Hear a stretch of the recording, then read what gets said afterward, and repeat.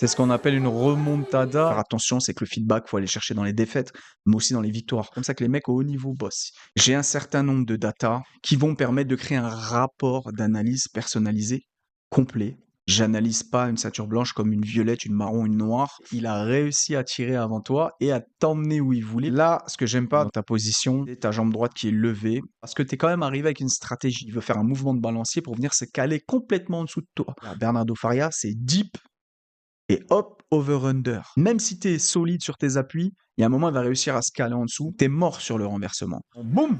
C'est propre, mais tu n'auras pas de points. Je peux pas t'en vouloir là-dessus. Là, la lucidité, c'est un truc que je remarque depuis le début du combat. Tu réfléchis, t'écoutes le coin, sa main droite lâche, et quand tu sens qu'elle lâche, tu reviens en face direct. Là, boum! Faut pas se mettre sur le dos comme ça, essayer de récupérer juste avec ses jambes. Et le nick, tu perds toujours le combat, il reste 40 secondes. Et genou poitrine, là tu vas reprendre 2 points. Les formes de corps sont pas encore très bonnes.